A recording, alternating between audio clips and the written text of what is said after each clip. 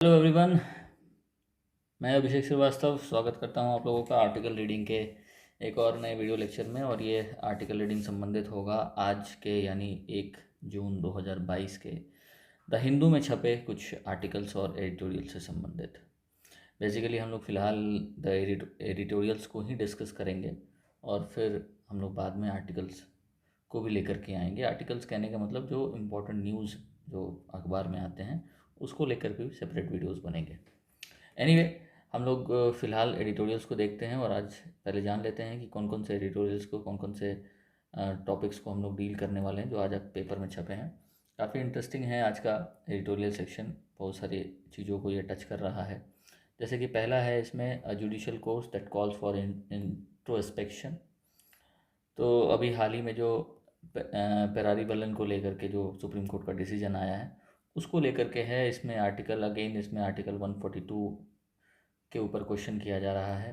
ठीक है, कुछ दिन पहले भी इसी आर्टिकल 142 का ही चर्चा हुआ था जब सुप्रीम कोर्ट ने सेक्स एज वर्क को जो डिटरमाइन किया, पार्शली रिकॉग्नाइज़ किया, 142 का ही यूज़ करके उसमें किया।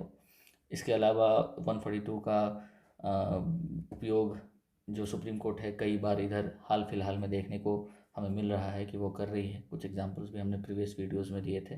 फॉर एग्जांपल के लीकर बैन को लेकर के जब हाईवेज़, नेशनल हाईवेज़ और स्टेट हाईवेज़ को लेकर हुए जब सुप्रीम कोर्ट ने उसको लेकर के कानून लाया तो उसमें भी 142 का यूज़ हुआ। अयोध्या के मामले में भी, अयोध्या के केस में भी ये 142 का यूज़ किया गया यहाँ पर। तो कई बार अभी के समय में ये देखा जा रहा है कि सुप्रीम कोर्ट आर्टिकल 142 का उपयोग कर रही है, प्रयोग कर रही है, और ये कई कई मामलों में प्रॉब्लम्स भी क्रिएट कर देता है।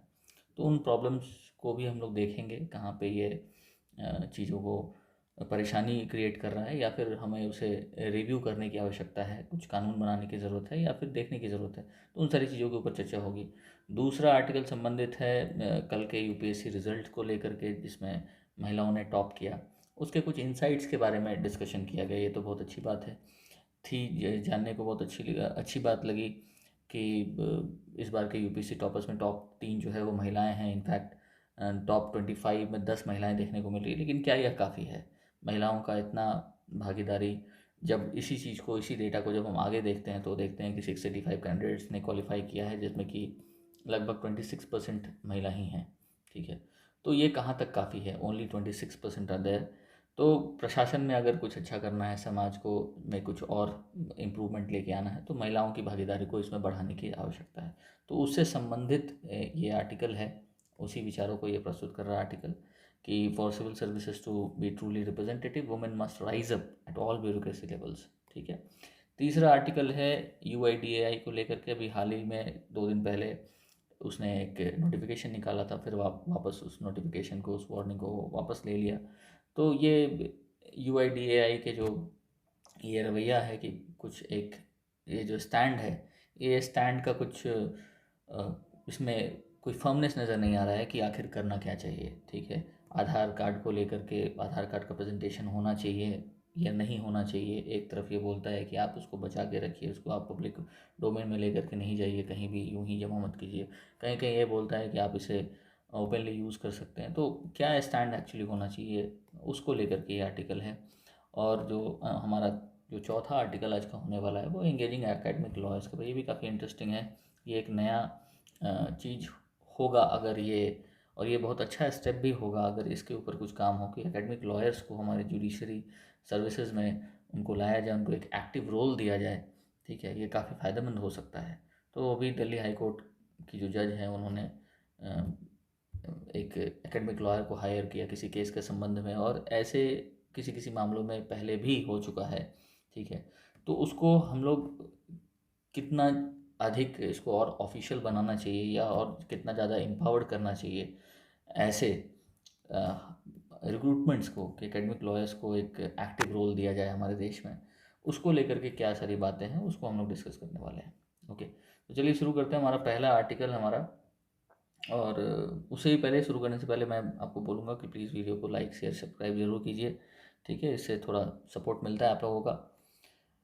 तो पहला आर्टिकल जो हमारा है इस बार, सबसे पहले है judicial course that calls for introspection on a constitutional plane the verdict of Ferrari Whelan deserves a relook or review as it stands on wobbly foundation. ठीक है, wobbly foundations. तो ये आर्टिकल लिखा गया है वी प्रतिबंध द्वारा, ठीक है। और जिस प्रकार से ये निर्णय लिया गया वो ये कह रहे हैं कि ये कॉन्स्टिट्यूशनल राइचसनेस को, ठीक है, को क्वेश्चन मार्क लगाता है यहाँ पर, ठीक है। और the decision has been held by some major political parties as a blow for federalism. तो फेडरलिज्म के ऊपर एक बहुत बड़ा सवाल है यहाँ पर। तो पहले भाग में ये आर्टिकल कह रहा है कि कोर्ट ने कुछ एक्स्ट्रा ऑर्डिनरी रूट लिया है, ठीक है। अब एक्स्ट्रा ऑर्डिनरी रूट क्या है? तो एक्स्ट्रा ऑर्डिनरी रूट जो है ये आर्टिकल 142 के रूट को ये एक्स्ट्रा ऑर्डिनरी रूट बोल रहा है। The court has treated the extraordinary constitutional route under article 142 the power to do complete justice. तो 142 किससे संदर्भित है? तो संदर्भित है power to do complete justice से। ये हम लोग पहले भी चर्चा कर चुके हैं, ठीक है। ये कोर्ट को डिस्क्रिशनरी पावर देता है कंप्लीट जस्टिस करने के लिए। For grant of remission and consequent premature release, ठीक है ना। Bench decided to exercise power of grant of pardon remission exclusively conferred on the president of India and the state governors under article 72 and 61। तो ये जो pardon करने का जो अधिकार है, ठीक है, वो कॉन्स्टिट्यूशन हमारे राष्ट्रपति और स्टेट गवर्नर्स को देता है आर्टिकल 72 और 161 के अंतर्गत। तो आर्टिकल 72 डील करता है प्रेसिडेंट के पार्डनिंग पावर से और आर्टिकल 161 डील करता है गवर्नर के पार्डनिंग पावर से। लेकिन इस आर्टिकल 142 के अंतर्गत सुप्रीम कोर्ट ने इस पावर का इस्तेमाल किया और यही सबसे बड़ा क्वेश्चन मार्क यहाँ पर बना रहा है, ठीक है। क्वेश्चन मार्क इसके ऊपर लग रहा है। और ये आर्टिकल कहता है कि in the teeth of foundational bedrock and cornerstone of separation of powers, जहाँ पर पार्लियामेंट, लेजिस्लेचर, एग्जीक्यूटिव और जुडिशरी, इनमें हमको सेपरेशन ऑफ पावर देखने को मिलता है। ये हमारे कॉन्स्टिट्यूशन का कॉन्सेप्ट है, ठीक है। तो क्या इस कोर्स में whether the course adopted by the bench to do expedient justice is constitutional calls for introspection. तो क्या यह जो निर्णय आर्टिकल 142 का कोर्ट बार बार ले लेती है, तो ये क्या कॉन्स्टिट्यूशनल है? और अगर ऐसा है तो ये निश्चित तौर पर इस पर हमें रिव्यू करने की ज़रूरत है, इंट्रोस्पेक्शन करने की ज़रूरत है, ऐसा ही आर्टिकल कहता है। तो पहले हम लोग जान लेते हैं कि ये टोटल मामला क्या है, पैरेलल वेलन को लेकर के क्या मामला हुआ।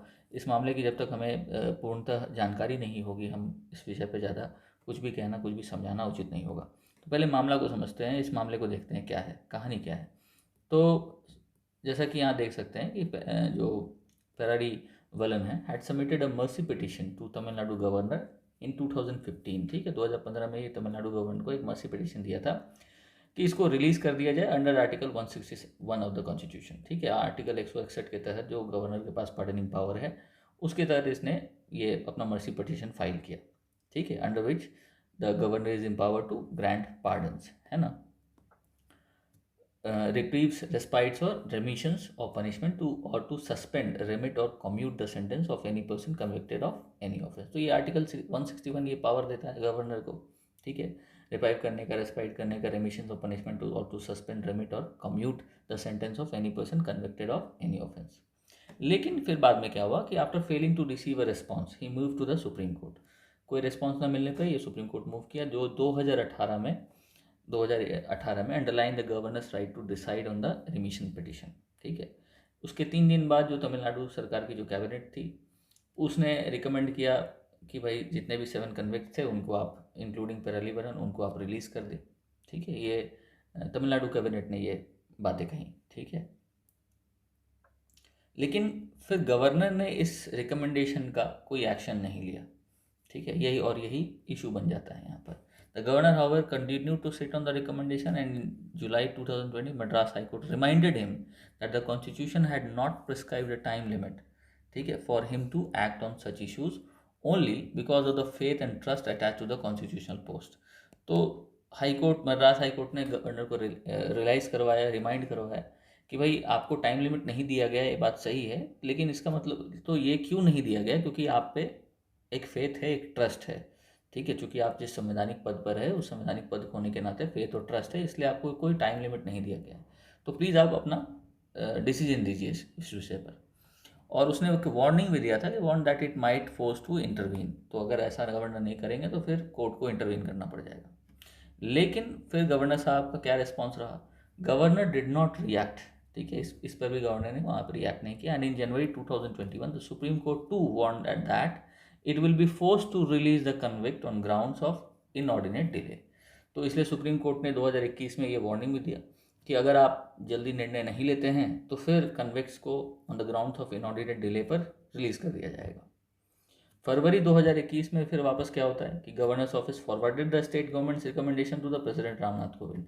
ठीक है, गवर्नर ने अपने डिस्क्रिशनरी पावर का यूज़ करके आर्टिकल 163 का यूज़ करके इस रिकमेंडेशन को प्रेसिडेंट के लिए भेज दिया। ठीक है, जबकि ये गवर्नर को इसके ऊपर एक्शन लेना चाहिए था। ठीक है, तो द फाइल, अब वहाँ पर क्या है कि the file has been lying with the Rashtrapati Bhavan ever since, और तब से ये राष्ट्रपति भवन में पड़ा हुआ है। तो इसलिए supreme court has now ruled that inordinate delay by the Tamil Nadu governor in exercising his power under article 161 can be subject to judicial review. ठीक है, अब ये जो मामला है आर्टिकल 161 का, जहाँ पर गवर्नर को अपने पावर का इस्तेमाल करना था, अब उसको जुडिशियल रिव्यू में डाल दिया गया है। Now it has rejected the centre's submission that the president has exclusive power to grant remission in cases pertaining to section 302, जो कि मर्डर का केस होता है। ठीक है, तो मर्डर के मामले में कोर्ट में जो सबमिशन फाइल हुआ और उसको सुप्रीम कोर्ट ने रिजेक्ट कर दिया कि 302 का मामला वो प्रेसिडेंट के पावर के अंतर्गत नहीं आता है। ठीक है, and use its power under 142 to release the parallel. तो ये अपना 142 का एक्सेप्शनल पावर यूज़ करते हुए फाइनली पेरारी वेलन को रिलीज़ करने का ऑर्डर दे दिया। तो ये पूरी कहानी है कि अभी तक क्या घटनाएं घटी, कैसे कैसे घटनाएं घटी। ठीक है, कि पहले इसने गवर्नर के पास पिटीशन दायर किया यहाँ तमिलनाडु गवर्नर को। ठीक है, मर्सी पिटीशन, एक्शन न लेने पर इसने सुप्रीम कोर्ट गया, फिर तमिलनाडु कैबिनेट ने इसको रिकमेंड किया रिलीज़ करने के लिए, लेकिन गवर्नर ने वहाँ पे कोई एक्शन नहीं लेते हुए फिर सुप्रीम कोर्ट ने भी वार्निंग दिया इसको। ठीक है, मद्रास हाई कोर्ट के बाद सुप्रीम कोर्ट ने वार्निंग दिया। इसके बावजूद तो फिर इसके बाद फिर गवर्नर ने क्या किया कि वो प्रेसिडेंट के लिए रिजर्व कर दिया, फिर चीज़ें जस की तस पड़ी रह गई और फिर वापस सुप्रीम कोर्ट अब चीज़ें चूँकि देखा कि अभी कुछ हो नहीं रहा है तो फिर 142 का इस्तेमाल यहाँ पे हुआ है। ठीक है, तो ये पूरा मामला है और इसी को लेकर के ये पूरा आर्टिकल है। ठीक है, तो ये उम्मीद है ये मामला समझ में आ गया होगा आप लोगों को। तो अब इस आर्टिकल का पर्पस ये बता रहे हैं कि ये पैरालिवेलन सेंट्रिक नहीं है और ना ही उससे कुछ इसका इस आर्टिकल के लेना देना। मेन फोकस क्या है इस आर्टिकल का? Focus is only to evaluate the constitutionality of the decision in the context of 142। तो 142 के अंतर्गत जो डिसीजन अभी तक लिए जाते हैं या लिए जा रहे हैं उसकी कॉन्स्टिट्यूशनलिटी, उसकी संवैधानिकता के ऊपर बात करनी है। ठीक है, the power under the article 161 is exercisable in relation to matters to which the executive power the state extends. ठीक है, जहाँ तक एग्जीक्यूटिव पावर द स्टेट होता है वहाँ तक 161 का यूज निश्चित तौर पर किया जा सकता है। Governor is bound by the advice of the council of minister, article 163 है। The binding nature of such advice will depend on the constitutionality of the same. ठीक है, 163 के अंतर्गत ये कहा जाता है, ये इसको है कि वो काउंसिल ऑफ मिनिस्टर के एडवाइस पे ही गवर्नर काम करेंगे। ठीक है, और ये बाइंडिंग नेचर है इनका, लेकिन वो कहाँ तक कॉन्स्टिट्यूशनल है इस पे डिपेंड करेगा। ठीक है, ये बात है इसमें 163 में। अब article 161 consciously provides a discretion, ठीक है, to the governor in taking a final call. ठीक है, 161 से इनको डिस्क्रिशन मिलता है कि फाइनल कॉल तुम ही को लेना है, गवर्नर को ही लेना है। ठीक है, लेकिन even if it was not wide enough to overrule the advice. ठीक है, but it certainly provide latitude to send back any resolution for reconsideration if in his opinion the resolution conflicted with constitutional ends। ठीक, तो ये कम से कम इतना ज़रूर कर सकते हैं कि ये इसको latitude to send back any resolution, इसको रिकन्सिडरेशन के लिए भेजा जा सकता है। गवर्नर के पास ये पावर है कि कम से कम अगर ये संतुष्ट नहीं है तो एक बार रिकन्सिडरेशन के लिए इसको भेजा जा सकता है। ठीक है, ये आर्टिकल 161 के अंतर्गत इनको पावर मिला है। ठीक है, ये सारी बातें पॉलिटी में तो गवर्नर के पावर के अंतर्गत हमें पढ़ना ही है और इस आर्टिकल में भी मैं डिस्कस करूंगा आप लोगों से कि 161 का क्या है यूज़, 142 के लिए क्या कर सकते हैं, 163 क्या देता है। ठीक है, और इसके पहले भी ये कई बार चर्चा में रहा है और जैसा कि कोर्ट हाईलाइट भी कर रही है कि concept of governor acting in his discretion और exercising independent judgment is not alien to the constitution. कि गवर्नर अपने डिस्क्रिशन का यूज़ करे, ऐसा कोई ऐसी बात नहीं है कि ये पहले नहीं हुआ हो। कई बार ऐसा हुआ है कि गवर्नर अपने पावर्स का, डिस्क्रिशनल पावर का यूज़ कर चुका है और करता है। ठीक है, ज़रूरत पड़ने पर। ठीक है, अब उसके बाद ये 302 वाला जो मामला है, इसके बारे में ये आर्टिकल कुछ आगे कहता है कि basin it's conclusion on the legal position that the subject matter section 302 in the Indian Penal Code, murder, falls within list 2 and list 3, that is a state and concurrent list of the 7th schedule to the constitution, and the learned judges concluded that the state was fully empowered to take a call and recommend remission in this case. तो state के पास पूरी शक्ति थी, पूरी power थी कि इस case में अपना एक कॉल लेती और रिमिशन दे देती। तो वहाँ पे तो कोई बात ही नहीं, वहाँ पे कोई प्रॉब्लम ही नहीं है, ठीक है, कि स्टेट इस बात को नहीं कर सकती थी। So if it is a simple case of being a section 302 crime, the reason for finding fault with the governor's decision to forward the recommendation to the president may be constitutionally correct, ठीक है, but the larger controversy as to whether the governor in his exercise of power under Article 161 is competent at all to grant pardon or remission in respect of the offences committed by the convicts under the Arms Act 1959, the Explosive Substance Act 1908, the Passport Act 1967, the Foreigners Act 1946, etc. Besides Section 302 is wobbly terrain, ठीक है। तो governor का यहाँ पे जो ये निर्णय हुआ वो हो सकता है कि कॉन्स्टिट्यूशनल यहाँ पर हो, ठीक है, जैसा कि इस आर्टिकल में कहा जा रहा है कि अगर ये केवल मर्डर का केस के अंतर्गत है, जैसा कि समझा जा रहा है, जैसा कि कहा गया हुआ है, तो फिर गवर्नर के फॉल्ट को यहाँ पर देखना कि the reason for finding fault with the governor's decision to put forward the recommendation to the president में भी कॉन्स्टिट्यूशनली करेक्ट। ये कॉन्स्टिट्यूशन बिल्कुल करेक्ट है कि ये 302 के अंतर्गत आता है, तो स्टेट के पास बिल्कुल पावर था इसके ऊपर अपना निर्णय लेने का और गवर्नर को यहाँ पे एक्ट करना चाहिए था, लेकिन गवर्नर ने अपना एक्शन ले लेकर के ये प्रेसिडेंट को रिकमेंड कर दिया, ये प्रेसिडेंट को भेज दिया। तो इसके ऊपर सुप्रीम कोर्ट ने ये सवाल उठाया है, ठीक है। अब इसके बाद, इतना होने के बाद, कि according to the decision it is a simple murder attracting section 302 of the IPC and therefore the governor's decision to forward the recommendation to the president against the letter and spirit of article। तो चूंकि ये simple murder case है, जैसा कि court के द्वारा highlight किया गया, तो यहाँ पर ऑब्वियसली बात है ये गवर्नर का जो एक्शन रहा वो क्वेश्चन मार्क इस पर लगता है, ठीक है। अब ये आर्टिकल कहता है कि such reasoning with respect amounted to reductionism, over simplification of the commission of heinous offense against the Indian state by the convict as co-conspirator, viewing it as an ordinary crime, clothing the executive of the state with the power of pardon, remission, regardless of its trans-border repercussions and integrity, security of the country.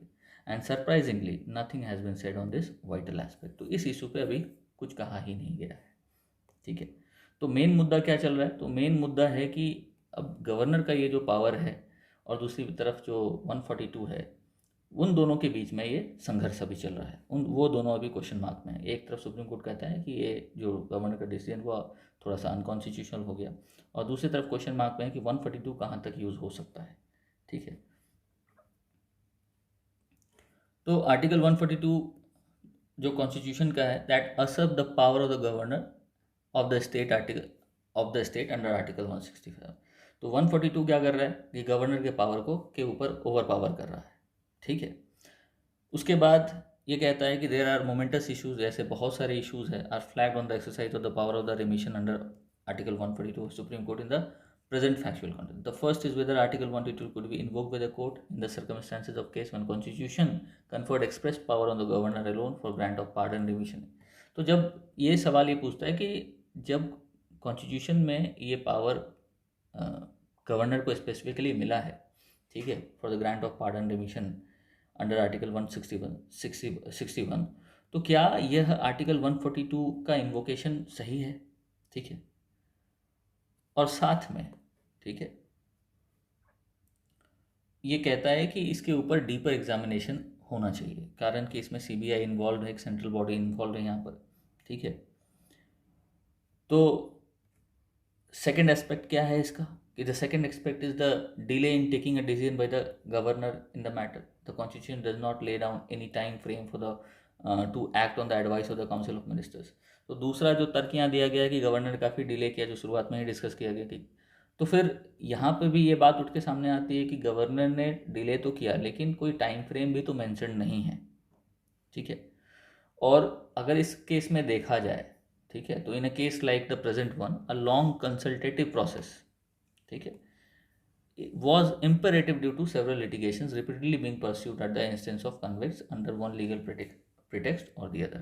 तो इस case में, पेरारी villain के case में, एक लंबा समय consultation का लगता है, ठीक है, कंसल्टेटिव प्रोसेस में इसको जाना था, जिसके कारण इसमें डिले होना था, ठीक है।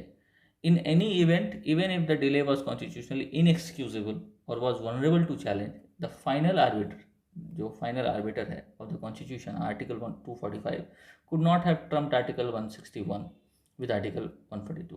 कोई भी केस हो जाता, 161 का हनन नहीं हो सकता था 142 के लिए, ठीक है।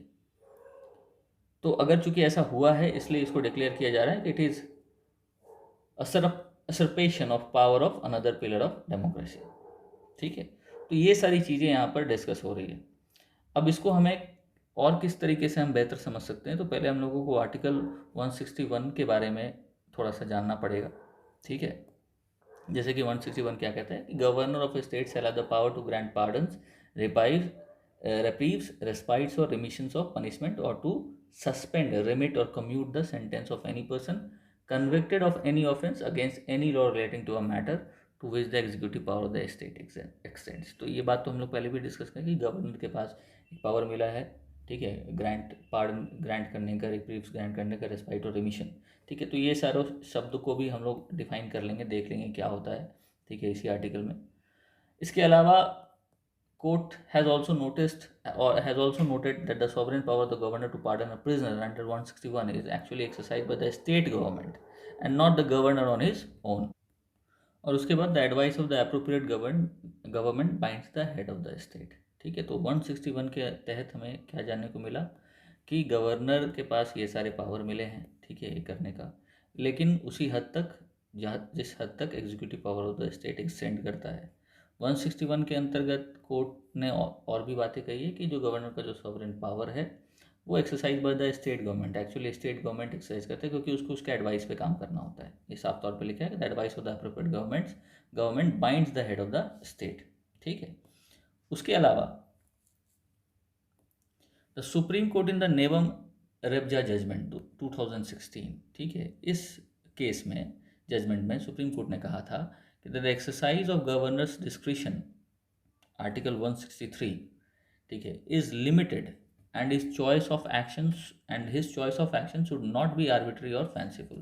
तो 163 के अंतर्गत जो डिस्क्रिशन पावर है प्रेसिडेंट का, सॉरी गवर्नर का, वो लिमिटेड पावर है, और उसका जो चॉइस ऑफ एक्शन होना चाहिए वो कोई आर्बिट्री नहीं होना चाहिए, फैंसीफुल नहीं होना चाहिए। It must be a choice dictated by reason, actuated by good faith and tempered by caution. तो ये बात साफ तौर पर सुप्रीम कोर्ट 2016 में नेबम रेजबा जजमेंट में कह रहा है, ठीक है।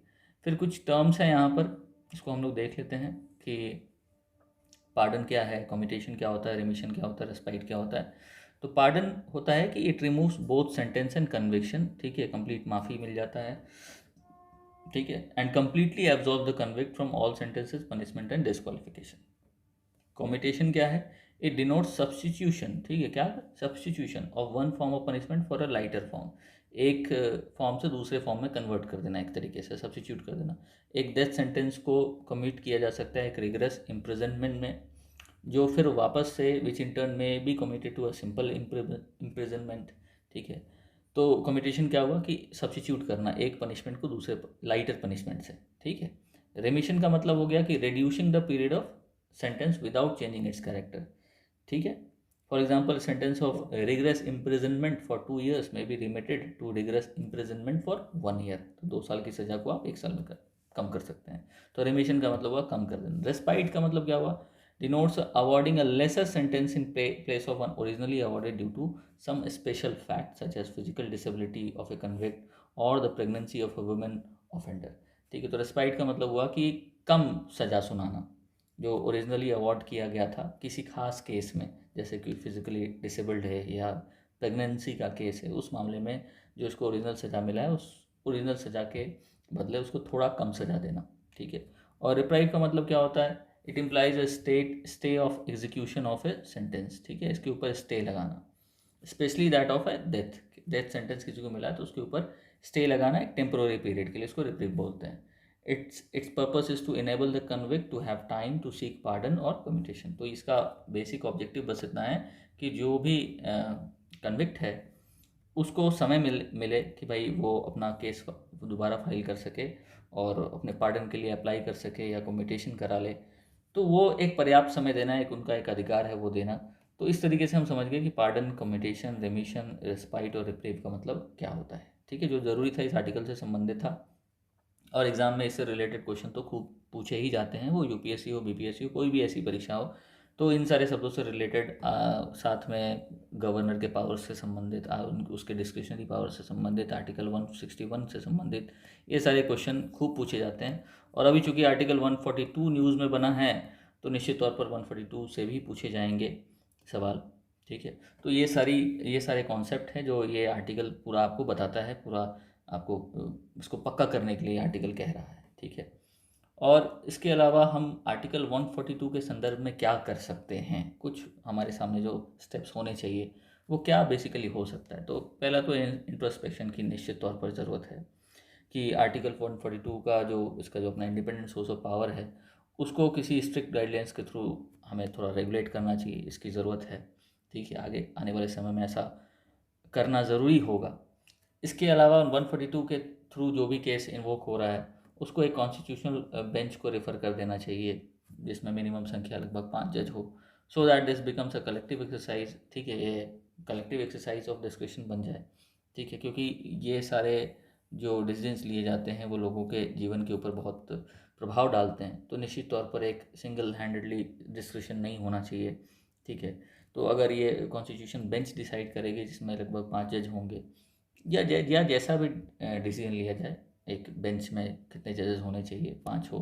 ठीक है, तो वो एक अच्छा बात रहेगा, या 142 के प्रति जो सवाल उठ के आता है वो शायद कंट्रोवर्सीज कम उठेंगे। ठीक है, उसके अलावा एक और अच्छी बात इसमें की जा सकती है कि जो भी उसका जो 142 के ऊपर जो के आधार पर जो हम लोग डिसीजन लिए, जो जजमेंट्स आया, वो जो उसका जो इम्प्लीमेंटेशन हुआ उसको 6 महीने के अंतराल पर हमें उसे रिव्यू करना चाहिए, देखना चाहिए कि उसका क्या प्रभाव पड़ रहा है समाज के ऊपर, या जिस संदर्भ में ये डिसीजन लिया गया है उस संदर्भ में ये क्या क्या इसका प्रभाव पड़ा, क्या इफेक्ट पड़ा, और उस हिसाब से हम कोई गवर्नमेंट जो है वो डिसीजन ले। ठीक है, या कोर्ट को भी अगर इन्वॉल्व होना हो तो कोर्ट भी डिसीजन ले। तो ये ज़रूरी है कि 142 के ऊपर अभी हम लोग कुछ काम करें, और इसके लेकर के जो कंट्रोवर्सीज है, कभी कभी फंडामेंटल राइट्स का भी जो हनन हो जा रहा है। ठीक है, और बाकी जो दिक्कतें हो रही हैं उसके ऊपर कुछ काम हो, सो दैट कि सुप्रीम कोर्ट भी काफ़ी क्लियर हो कि क्या करना चाहिए और क्या नहीं करना चाहिए, और इससे कोई कंट्रोवर्सी अराइज ना हो। ठीक है, तो इस पूरे आर्टिकल का जो सारांश रहा वो यही रहा कि किस प्रकार से आर्टिकल 161, आर्टिकल 142, ठीक है, आर्टिकल 72, ठीक है, और स्टेट गवर्नमेंट अगेन, एंड फिर ये आर्टिकल 142 है, ये किस प्रकार से एक कंट्रोवर्सी क्रिएट करता है, कब सुप्रीम कोर्ट को एक्शन में आना चाहिए और 142 का यूज़ करना चाहिए। और अगर ये बार बार 142 का ही यूज़ करता रहेगा तो कहीं ना कहीं ये सुप्रीम कोर्ट के सुप्रीमेसी को सबसे ऊपर स्थापित करेगा। वैसे तो सुप्रीम कोर्ट सबसे सुप्रीम है, लेकिन ऐसा भी ना हो कि हर चीज़ को जो कॉन्स्टिट्यूशन में दिया है उसी के ऊपर ये ओवरराइड कर जाए। ठीक है, तो इसको कुछ कंट्रोल करने की ज़रूरत है, या फिर इसके ऊपर कुछ और भी चीज़ें करने की ज़रूरत है, इंट्रोस्पेक्ट करने की आवश्यकता है, ऐसा इस आर्टिकल का पूरा कहना है। ठीक है, उम्मीद है ये पूरा समझ में आ गया होगा आप लोगों को। इसके अलावा हम लोग फिर आगे नेक्स्ट आर्टिकल की ओर मूव करते हैं जो कि संबंधित है जो यूपीएससी का जो रिज़ल्ट अभी आया कल, और उसमें महिला वर्ग ने अच्छा परफॉर्म किया है, 3 टॉपर्स महिला हैं, साथ में जो टॉप 25 हैं उसमें 10 महिला आती हैं। ठीक है, लेकिन ये कंप्लीट पिक्चर शो नहीं कर रहा है, यही आर्टिकल का ये कहना है कि कंप्लीट पिक्चर शो नहीं कर रहा है। और कुछ और भी बातें हैं, जैसे कि सिविल सर्विसेज का परीक्षा जो है ये काफ़ी टफ परीक्षा है, consider one of the toughest examination to crack. The girls emerge successfully at the top in their second attempt, और and in the case of second ranker in a third try. तो इसको परीक्षा को qualify करने के लिए किसी किसी को 2 अटेम्प्ट लगते हैं, कभी कभी 3 अटेम्प्ट लगते हैं, उससे ज़्यादा भी लगते हैं। ठीक है, तो नेचर ऑफ द एग्जामिनेशन ही कुछ ऐसा है कि इसमें ये चैलेंज बना रहता है। ठीक है, और अभी हाल ही में एक सर्वे आया, according to the latest all India survey on higher education report publish by the ministry of education for 2019-20, जो gross enrolment ratio in higher education for the female population is 27.3% compare to 26.9% for males. ठीक है, तो enrolment ratio 27% है, 27.3% है, और mail का कितना है 26.9%। अब इस बैकड्रॉप में वुमेन कंप्राइज ओनली 26% और 177 ऑफ द टोटल 685 कैंडिडेट्स। तो अब यूपीएससी के सिलेक्शन के मामले में बात करें तो यहाँ पर मात्र 26% रहा।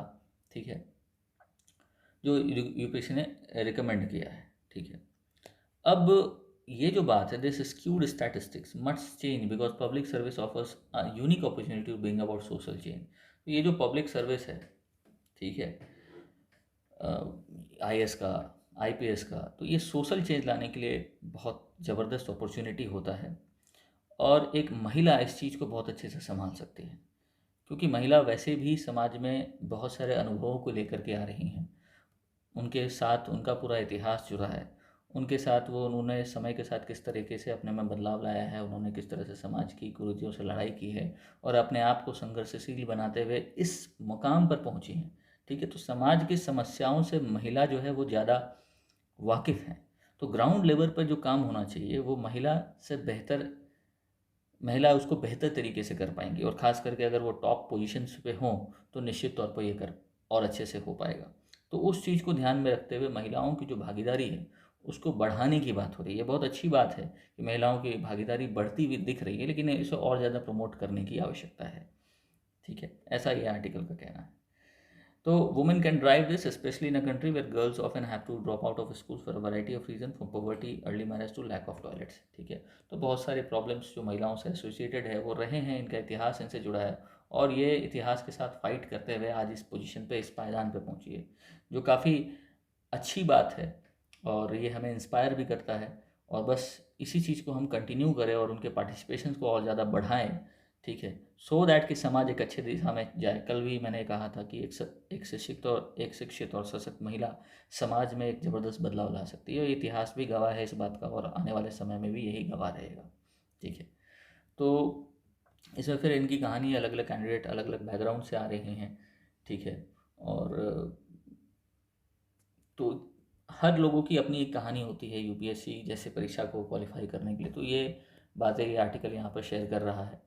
ठीक है, और इसमें कुछ और बातें भी हैं जो ध्यान देने वाली है यहाँ पर, कि अगर ये तीनों महिला आज टॉप पर हैं तो they have a lot to thank the trailblazers. ठीक है, जो सबसे पहले इस फील्ड में जिन्होंने आया, जिन्होंने एक रास्ता दिखाया कि हाँ, महिला भी यूपीएससी जैसे एग्ज़ाम में क्वालिफाई कर सकती हैं, साथ में सिर्फ क्वालिफाई ही नहीं कर सकती हैं बल्कि टॉप कर सकती हैं। इनके जो रास्ता जिन लोगों ने मिल कर के रास्ता दिखाया, उनको धन्यवाद देने की आवश्यकता है यहाँ पर। ठीक है, क्योंकि जब तक कोई पहला दीवार नहीं तोड़ता है तो रास्ते आगे नहीं बनते हैं। तो 1951 में the first women to join Indian administrative service was Anna Raja Malhotra. ठीक है, she was the first women to join the Indian administrative services in 1951। फिर CV Muthamma, the first women to join the IFS in 1948। ठीक है, तो इन लोगों को थैंक करने की निश्चित तौर पर आवश्यकता है कि जिन्होंने पहला कदम उठाया था इस ओर। ठीक है, who fought a landmark case in the Supreme Court of India when she was looked over for a promotion of ambassador, or even Anita Kaul who worked tirelessly to champion the Right to Education Act 2019। ठीक है, इनको भी धन्यवाद देने की ज़रूरत है।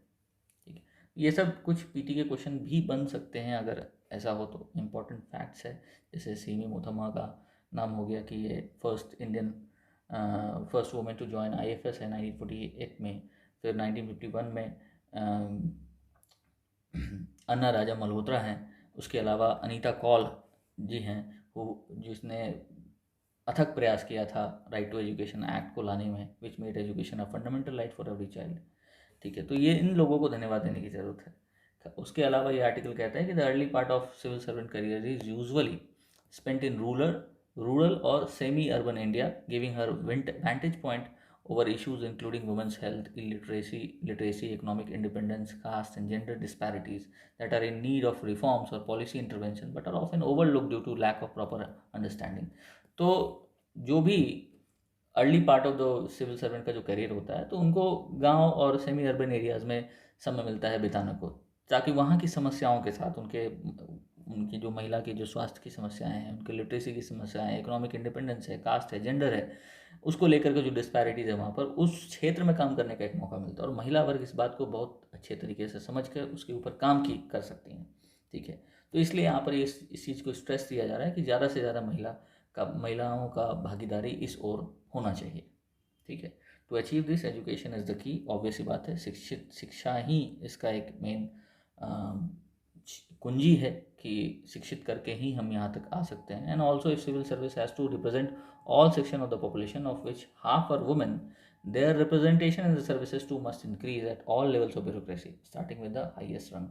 ठीक है, तो इसलिए उनकी भागीदारी निश्चित तौर पर बढ़नी चाहिए हर लेवल, ब्यूरोक्रेसी के हर स्तर पर, और केवल निचले स्तर पर नहीं, मध्य स्तर पर नहीं, जो सबसे टॉप पर है वहाँ पर भी इनकी भागीदारी बढ़नी चाहिए। ठीक है, तो मैं उम्मीद करता हूँ कि आर्टिकल काफ़ी लड़कियों को इंस्पायर करेगा, काफ़ी परिवारों को भी इंस्पायर करेगा कि वो अपने बच्चियों को यूपीएससी जैसे परीक्षा देने के लिए इंस्पायर करे, उन्हें वो प्रमोट करे, उन्हें वो हेल्प करे, असिस्ट करे। ठीक है, ताकि ज़्यादा से ज़्यादा महिला निकल के इस क्षेत्र में आए और हमारे देश का सामाजिक स्तर पर कल्याण कर सके। ठीक है, क्योंकि एक शिक्षित और सशक्त महिला ही समाज का एक बेहतर कल्याण कर सकती हैं। ठीक है, तो ये आर्टिकल था इससे संबंधित। इसके अलावा है UIDAI को लेकर के एक आर्टिकल यहाँ पर, जो अभी हाल ही में UIDAI ने अपने एक नोटिफिकेशन को विड्रॉ किया है। ठीक है, विड्रॉ किया है, क्यों किया है विड्रॉ, अब यही सवाल बनाता है यहाँ पर कि, और ऐसा बार बार भी हो चुका है। तो ये आर्टिकल कहता है कि नहीं, बिजारे reversal on Sunday the union government withdrew a notification for unique identification authority of India office कॉशनिंग people against sharing photocopies of the Aadhaar card just 2 days after the advisory was issued. तो notification जो आया था वो इस संबंध में था कि भाई लोग धड़ल्ले से अपना जो फोटोकॉपी वगैरह है आधार कार्ड का, वो किसी को शेयर ना करें। ठीक है, और ये काफ़ी फ्रॉड से रिलेटेड था, लोगों को वार्निंग था एक प्रकार का कि वो उस तरह से यूज़ नहीं करें, क्योंकि उन आधार कार्ड का गलत इस्तेमाल हो रहा है।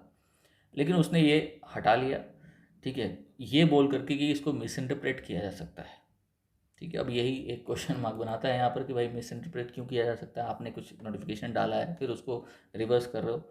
ठीक है, तो वो नोटिफिकेशन जो आपने डाला है उसको मिस इंटरप्रेशन कैसे किया जा सकता है, इसका कोई क्लैरिटी ये नहीं दे रहा है। ठीक है, it means that UIDAI is itself not clear about whatever it is doing, whatever its stand is। ठीक है, तो the May 27 notification was issued by the Bangalore region of the office UIDAI urged people to use mass Aadhaar number facility. अब ये मास आधार number facility क्या होती है, मुझे लगता है यहाँ पे मोस्ट ऑफ द स्टूडेंट्स को, मोस्ट ऑफ द पीपल को पता ही होगा। वैसे बता दूं मैं कि mask Aadhaar option allows you to mask your Aadhaar number in your downloaded e Aadhaar. Mask Aadhaar number implies replacing first digit of Aadhaar number with some character, जैसे कुछ ऐसे ऐसे कैरेक्टर से रिप्लेस कर दिया जाएगा पहले 8 डिजिट को। ठीक है, पहले 8 जो डिजिट्स होंगे और उसके लास्ट 4 डिजिट ही आपको केवल मिलेगा। इसको आप डाउनलोड कर सकते हैं अपने जो UIDAI की वेबसाइट है वहाँ से। ठीक है, और इसी का यूज़ करने के लिए रिकमेंड कर रहा था आपने इस ये में। तो ठीक है ना, आप इसको कीजिए और ये सही भी होगा, लेकिन आपको इसको लोगों को के अंदर ये प्रमोट करना होगा और ये बार बार करना होगा। एक नोटिफिकेशन डाल करके फिर वापस आप इसको वापस ले रहे हैं, this is not the right thing to do. ठीक है, ऐसा ये आर्टिकल कहता है। ठीक है, और ये जो मास्क फैसिलिटी है, आधार फैसिलिटी है, ये 2018 से ही बना हुआ है। Came out following a report by the centre of, क्यों आया था ये, तो centre for internet and society that publicly available data sets and sensitive details such as full Aadhaar number details and also included bank account details individual. ठीक है, तो एक report के आधार पर यह आया था कि पब्लिकली अवेलेबल जो डेटा सेट्स है वो सेंसिटिव डिटेल्स कंटेन करते हैं, जो भी आधार नंबर हुआ। ठीक है, या जो बैंक अकाउंट का है, तो आधार नंबर तो आजकल समझ ही रहे हैं बैंक अकाउंट वगैरह से कनेक्टेड हो चुका है, तो ये खतरा बन सकता है। The dangers of providing the full Aadhaar number to several agencies, the use of the Aadhaar card and the number of for various purposes today has only multiplied exponentially, are evident in the way these numbers have been used by the fraudsters, criminal purposes such as identity theft होता है, know your customers related fraud हो जाते हैं हमारे देश में। ठीक है, कई बार अक्सर न्यूज़ में हमको अखबारों में देखने को मिलता है। ठीक है, तो इन सब से बचने के लिए ऐसा मास्क आधार का कॉन्सेप्ट यहाँ पे लाया गया था। इतना ही नहीं, UIDA इसके अलावा UIDAI जो है has itself registered far more potential fraud cases related to the issue highlighted above in the recent years.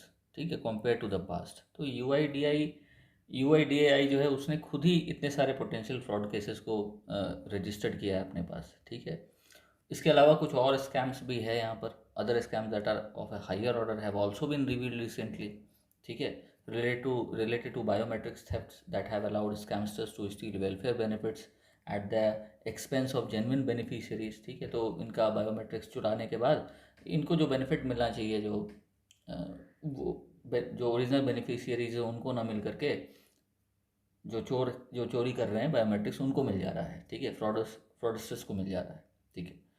और इंटरनेट पे देखा जाए तो it is rife with leaked data and this poses major threat to user privacy. तो यहाँ पर पूरा UIDAI का जो ये आधार नंबर को लेकर के जो प्रॉब्लम्स हैं, जो इंटरनेट पर चीज़ें लीक होती हैं, अकाउंट नंबर लीक हो जाते हैं, ठीक है, फ्रॉड्स होते हैं, डिजिटल फ्रॉड्स होते हैं, वो एक बहुत बड़ी समस्या बन करके रही है, ठीक है। उसके तरफ दूसरी तरफ UIDAI इससे रिलेटेड एक नोटिफिकेशन जारी करता है और फिर उस नोटिफिकेशन को वापस ले लेता है। तो कहीं ना कहीं एक एम्बीवैलेंस शो करता है UIDAI का। वही मतलब एम्बीवैलेंस कहने का मतलब वो UIDAI श्योर नहीं है कि उसको क्या करना है, ठीक है, it is confuse about that. So इसलिए ये आर्टिकल कह रहा है कि UIDAI has however been ambivalent about the inherent dangers in the indiscriminate use of Aadhaar number or the Aadhaar card by citizens, as evidence in its series of flip-flops on the issue even before this latest withdrawal notice। तो ये जो अभी withdrawal notice हुआ, तो ऐसा नहीं है कि अभी ही हुआ है ऐसा, ठीक है, ये पहले भी ऐसा कई बार हो चुका है, ठीक है। तो इसका जो मोटिव है या फिर कह सकते हैं इसकी जो अपनी सोच है, ठीक है, अभी तक कुछ क्लियर नज़र नहीं आ रही। There seems to be contradiction of views within the authority on the issue of potential misuse of Aadhaar number. और ऐसा लग रहा है कि कहीं ना कहीं एक कॉन्ट्रडिक्शन है कि आधार नंबर का किस प्रकार से पोटेंशियल मिसयूज हो सकता है। इसको लेकर के कहीं ना कहीं अथॉरिटी के अंतर्गत कोई कॉन्ट्रडिक्शन है, आपस में थॉट्स के डिफरेंस ऑफ ओपिनियंस नज़र आ रहे हैं, ठीक है। On the one hand, in a statement advising caution and user description in revealing one's Aadhaar number, it is seeking to treat this as sensitive information, ठीक है, just like the biometrics provided by the citizen to the authority, ठीक है। Yet and other, तो एक तरफ ये इसके महत्व को बताता है कि इसके अंदर सेंसिटिव इन्फॉर्मेशन है, जैसे बायोमेट्रिक्स में होता है, उसको बायोमेट्रिक्स के जैसा इसका महत्व दे रहा है। और दूसरी तरफ क्या है, it has sought to universalise the open use of the Aadhaar. तो दूसरी तरफ ये बोलता है कि नहीं, आप आधार का ओपन यूज़ कर सकते हैं, ठीक है, as an identity document with missionary zeal and has downplayed with the risk of doing so, ठीक है। तो ये जो एम्बीवैलेंस इसका है, this ambivalence does not help at all. और अगर ऐसा रहा तो ये कहीं से किसी को मदद नहीं करेगा, क्योंकि फ्रॉड्स के केस दिन प्रतिदिन बढ़ते जा रहे हैं। So UIDAI must popularise the use of mask Aadhaar facility as a start and rethink ways to tighten the scrutiny over how Aadhaar numbers are issued and utilized, even as law enforcement agency crack down on data leaks and websites carrying unmasked Aadhaar related information, ठीक है। तो निश्चित तौर पर इस ओर काम करना चाहिए कि कैसे अपने सिस्टम को ठीक करें कि इस तरह के फ्रॉड्स ना हो। दूसरी तरफ ये है कि मास्क आधार का कॉन्सेप्ट को, मास्क आधार की फैसिलिटी को ये ज़्यादा प्रमोट करे, ठीक है, उसको पॉपुलराइज करे कि लोग जो है वो मास्क आधार की फैसिलिटी को यूज़ करें और उसी का प्रयोग करें, अगर कहीं देना है तो अपना फुल आधार कार्ड कॉपी वगैरह कहीं सबमिट ना करें, ठीक है। और आम नागरिक के पॉइंट ऑफ व्यू से भी देखा जाए तो निश्चित तौर पर हमें आधार कार्ड को लेकर के सचेत और सतर्क रहना चाहिए। किसी को भी अपना आधार नंबर यूं ही बस नहीं दे देना चाहिए, ठीक है। तो ये आर्टिकल है इसी से संबंधित। और उसके बाद हमारा नेक्स्ट आर्टिकल जो होगा वो है एक और इंटरेस्टिंग आर्टिकल ही है, कह सकते हैं इसको, एकेडमिक लॉयर्स को एंगेज करने की बात कह रहा है, ठीक है। तो एकेडमिक लॉयर्स कौन होते हैं, पहले इसको समझ लेंगे, इस आर्टिकल में ही अंतर्गत ही समझने वाले हैं। आर्टिकल फर्दर कहता है कि इसका जो मेन थीम है कि both judiciary and the executive have rarely employed the expertise of the Indian law professors, ठीक है। तो कभी भी रेयरली ही देखने को ऐसा मिला है कि जुडिशरी और एग्जीक्यूटिव में किसी लॉ प्रोफेसर जो अपने फील्ड में एक्सपर्ट होते हैं उनको कभी किसी केस में हायर किया जाता है, ठीक है, जबकि कॉन्स्टिट्यूशनल प्रोविज़न है ऐसा करने को। ये आर्टिकल लिखा गया है प्रभास रंजन के द्वारा, ठीक है। He is a professor and vice dean Jindal global law school, ठीक है, open Jindal global universities. Now his views are also personal views, ठीक है, लेकिन काफ़ी काम का व्यूज़ है ये। चलिए देखते हैं इस आर्टिकल में क्या कहा गया है, क्या इनके द्वारा शेयर किया गया है। तो अभी हाल ही में एक जो केस के बारे में ये बोल रहे हैं कि दिल्ली हाई कोर्ट, ओके, एक सेकेंड, हाँ, in a case involving interpretation of the copyright act of 1957, justice Pratibha M. Singh of the Delhi High Court has appointed Arul George Scaria, a law professor, as an expert to assist the court. ठीक है, तो इनको higher किया गया है। Arul George Scaria को, एक law professor हैं और एज एन एक्सपर्ट की कोर्ट को असिस्ट कर सके इस कॉपीराइट एक्ट के मामले में। ठीक है, उनको हायर किया गया। Professor Scaria appointment is an opportunity to assist the role of law professor in society. तो ये एक अवसर है हमारे पास कि हम इनके इस तरह के लॉ प्रोफेसर्स का समाज पे क्या रोल हो सकता है उसको हम असेस करें, उसको हम देखें। The core occupation of a law professor क्या है, तो is to teach and push the frontiers of knowledge through research and scholarly engagements, but they have much more to offer provided the system gives them the right to opportunities. ठीक है, तो इनके पास और भी बहुत कुछ है, केवल नॉलेज दे देना इनको। ठीक है, और किसी रिसर्च और स्कॉलरी एंगेजमेंट्स में एंगेज रहना, केवल इतना ही काम नहीं है, ये बहुत कुछ आगे भी कर सकते हैं। लेकिन सिस्टम अगर इनको अपॉर्चुनिटी दे तो सवाल ये उठता है कि do India judiciary and the executive employ the expertise of law professor. क्या भारत को ज़रूरत है ऐसे लॉ प्रोफेसर्स की? ठीक है, ऐसे एक्सपर्ट लॉ प्रोफेसर्स की। ठीक है, तो examples of the doing so are sporadic. ठीक है, बहुत सारे ऐसे लोग जो हम लोगों को देखने को मिल रहे हैं जो इसमें समय समय पर अपना योगदान दिए हैं ऐसे ऐसे केसेस में। कुछ एग्जाम्पल्स यहाँ पर दिए गए। एग्जाम्पल में सामनाद बशीर का नाम लिया गया है। इन्होंने सुप्रीम कोर्ट को असिस्ट किया था। ठीक है, एज एन एकेडमिक इंटरवेनर। ठीक है, और किस केस में, तो Novartis versus union of India 2012 के केस में। इसके अलावा Aparna Chandra and Mrinal Satish served as amicus curiae before the Delhi high court. ठीक है, अब एमिकस क्यूरे एक नया टर्म है यहाँ पर, हो सकता है आप लोगों में से बहुत लोगों को नहीं पता हो कि एमिकस क्यूरे क्या होता है। तो एमिकस क्यूरे एक लैटिन वर्ड है, इसको हम लोग बोल सकते हैं फ्रेंड ऑफ द कोर्ट। ठीक है, क्या बोल सकते हैं इसे हम लोग? फ्रेंड ऑफ द कोर्ट बोल सकते हैं। सुप्रीम कोर्ट ऑफ इंडिया के अकॉर्डिंग अगर हम जाते हैं तो एमिकस क्यूरे को सुप्रीम कोर्ट ऑफ इंडिया ने डिफाइन किया हुआ है। ठीक है, तो उसको इस तरीके से आप समझ लीजिए कि कोई भी क्रिमिनल मैटर अगर है, ठीक है, और कोई भी अगर समझिए कि कोई पिटीशन जेल से रिसीव होता है किसी क्रिमिनल मैटर में, कि कोई अक्यूज है और वो अनरिप्रेजेंटेड है। ठीक है, क्या है? अनरिप्रेजेंटेड है। बहुत सारे केसेस, बहुत सारे मूवीज़ भी देखे होंगे आप लोग कि कोई अक्यूज़ है जो अनरिप्रेजेंटेड है, तो उस केस में, ठीक है, एक एडवोकेट को अपॉइंट किया जाता है। ठीक है, क्या किया जाता है? एडवोकेट को अपॉइंट किया जाता है। अब वो जो एडवोकेट हो गया जो उस एक्यूज़ के लिए जो अनरिप्रेजेंटेड था ना, ये जो एडवोकेट है वो क्या बन गया? वो बन गया एमिकस क्यूरे। ठीक है, ताकि वो डिफेंड कर सके। ठीक है, उसका उसका केस ले सके, अनरिप्रेजेंटेड व्यक्ति का वो केस ले सके। और ऐसा कई सारे मामलों में देखने को मिलता है कि कोई किसी भी अनरिप्रेजेंटेड केस को किसी भी एडवोकेट को दे दिया जाता है। ठीक है, तो उसी को बोलते हैं एमिकस क्यूरे। उसको फ्रेंड ऑफ द कोर्ट भी बोला जाता है। ओके, तो अपर्णा चंद्रा और Mrinal Satish served as amicus curiae before the Delhi high court. उसके बाद जो legendary academic such as Upendra Baxi है, लोटिका सरकार है, voluntary intervened in the matters of importance compelling courts to take them up. कुछ ओकेजन्स पर सुप्रीम कोर्ट है appointed law professor such as Mulchand Sharma as joint registrar. ठीक है, कुछ केसेस में देखने को मिला है कि सुप्रीम कोर्ट ने लॉ प्रोफेसर्स को अपॉइंट किया है as like Moolchand Sharma as joint registrar research and Anup Surendranath and Daniel Matthew as deputy registrars. ठीक है, VS Mani was part of the team that represented India before the ICJ International Court of Justice in the 1999 aerial incident case involving India and Pakistan. ठीक है, तो ये कभी कभार, ठीक है, काफ़ी स्पोरेडिक है, जैसा कि शुरुआत में ही लिखा है कि कभी कभार होने वाला या समय समय पर देखने को मिलता है, कभी कभार देखने को मिलता है कि इस तरह से किसी एमिकस क्यूरे को रख लिया जाता है या बाहर से किसी लोगों को बुलाया जाता है, लॉ प्रोफेसर्स को रखा जाता है किसी खास केस में असिस्ट करने के लिए। ठीक है, अब ये जो लॉ कमीशन है employed the services of the law professor to draft reports batting for law reforms. In some instances parliamentary committees have invited law professors to depose as expert witness in the important matters. The executive has also appointed law professors to serve in different committees. तो ऐसा देखने को ज़रूर मिला है, कई सारे occasion हैं जहाँ पर लॉ प्रोफेसर्स को इंगेज किया गया है, लेकिन ये हमेशा नहीं देखने को मिला है। ठीक है, ये सारे आउटकम किससे आउटकम हैं?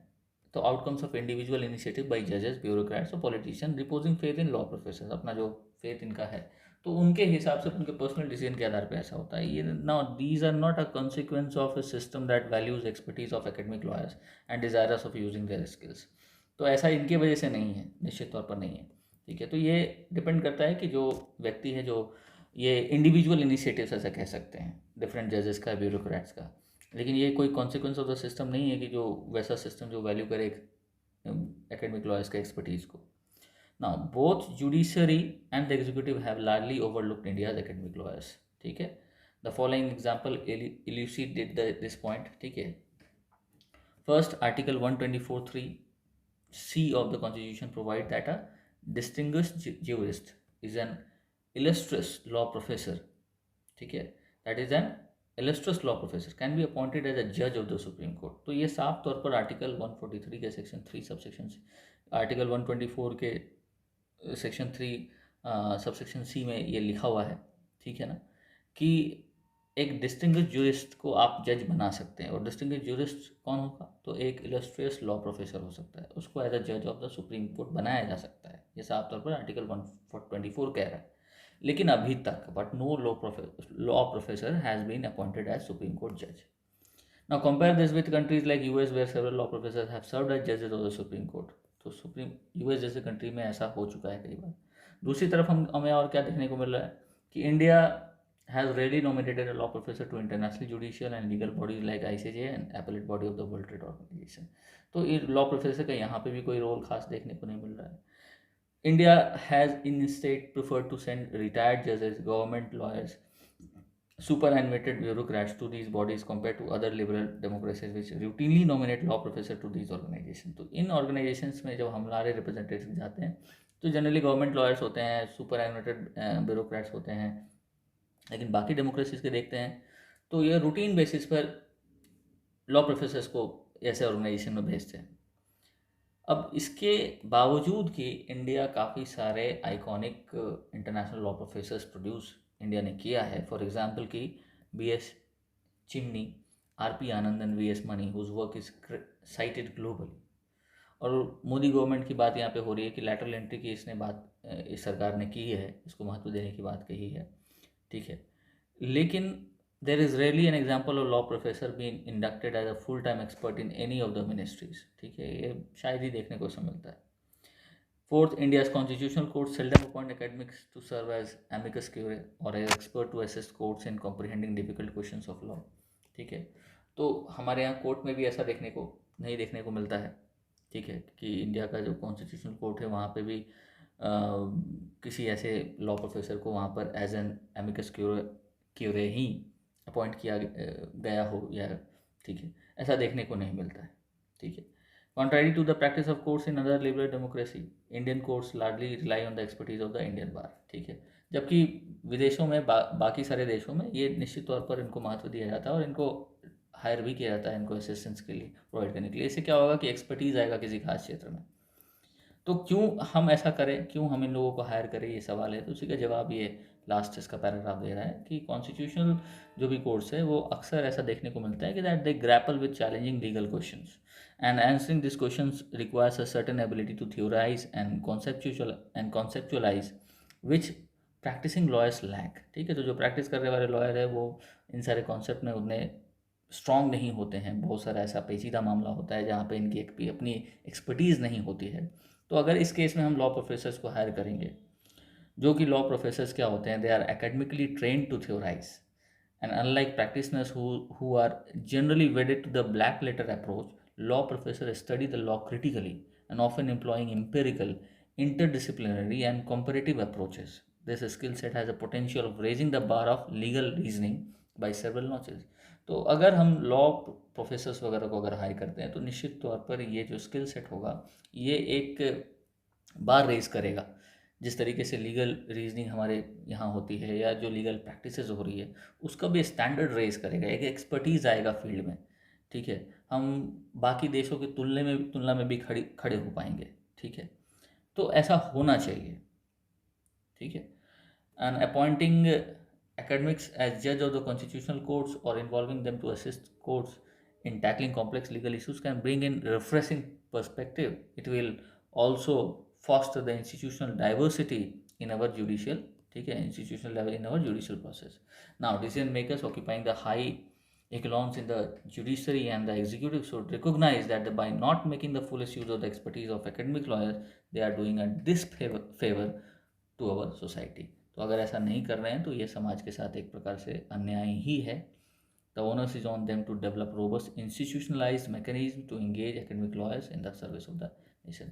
और ये कंक्लूड करता है कि ऐसे एकेडमिक लॉयर्स को हायर करना चाहिए सो दैट कि हमारा बार रेस हो सके. हम विदेशों में, विदेश कहने का मतलब ये हुआ कि जो बाकी जैसे यूएस जैसे कंट्रीज़ है, बाकी जो डेमोक्रेटिक कंट्रीज़ है, वो इस चीज़ को इम्प्लीमेंट कर रही है और उनके जो न्यायिक व्यवस्थाएं हैं उसकी वजह से ये और ज़्यादा स्टैंडर्ड है और ज़्यादा एक्सपर्टीज़ है उस फील्ड में, ठीक है, और ज़्यादा स्टैंडर्ड है. तो हम भी उस स्टैंडर्ड को मैच करें और उस एक्सपर्टीज़ का फ़ायदा उठाएं, एकेडमिक लॉयर्स के एक्सपर्टीज़ का फ़ायदा उठाएं. उसको केस सॉल्व करने में भी मदद मिलेगा, ठीक है. हो सकता है कि वो केस और जल्दी सॉल्व हो जाए या कुछ ऐसे ही अनसुलझे पहलू जो अनसुलझे रह जाते हैं, ठीक है, उनको सॉल्व करने में ये हमें मदद करे. तो इसी से समझाता हुआ एक बड़ा अच्छा सा आर्टिकल है जो कि निश्चित तौर पर यूपीएससी के क्वेश्चंस में आंसर राइटिंग में काफ़ी काम आएगा. तो एकेडमिक लॉयर्स का क्या यूज़ हो सकता है, क्या इनका प्रयोग हो सकता है, उनका क्या इतिहास रहा है, ठीक है, और क्या रोल हो सकता है, क्या संभावनाएं हो सकती हैं हमारे यहाँ, इन सारे विषयों के ऊपर ये आर्टिकल कम्प्लीटली डिटेल में बात किया है. उसको आप अलग अलग पॉइंट्स को अलग अलग जगह पर करके आप उसको नोट कर सकते हैं, इनके रोल्स को नोट कर सकते हैं, इतिहास में इनका कहाँ क्या रोल रहा है वो नोट कर सकते हैं, क्या इरेगुलरिटीज़ रहे इनके अपॉइंटमेंट में इसको नोट कर सकते हैं, ठीक है, किस तरह से इसको नेगलेक्ट किया जाता है, आर्टिकल 124(3) क्या कहता है, ठीक है, डिस्ट्रिक्ट ज्यूरिस्ट का क्या मतलब हो सकता है, ये सारी चीज़ें इंपॉर्टेंट है यहाँ पर. तो इसी के साथ ये आज का सेशन हमारा समाप्त होता है. उम्मीद करता हूँ कि यहाँ पे आपको ये अच्छा लगा होगा और निश्चित तौर पर आप लाइक से सब्सक्राइब करना मत भूलें. कमेंट ज़रूर करें, मैं वेट करता हूँ आप लोगों के कमेंट का. जैसा भी हो बताएं, कुछ कमी हो तो भी आप उसे उजागर करें हमारे सामने ताकि आगे आने वाले वीडियोज़ में उसको ठीक किया जा सके. और कुछ कंटेंट अगर चाहिए तो उसके बारे में भी आप कमेंट कर सकते हैं. थैंक यू वेरी मच मेरे वीडियोज़ को सुनने के लिए. मिलते हैं नेक्स्ट लेक्चर में.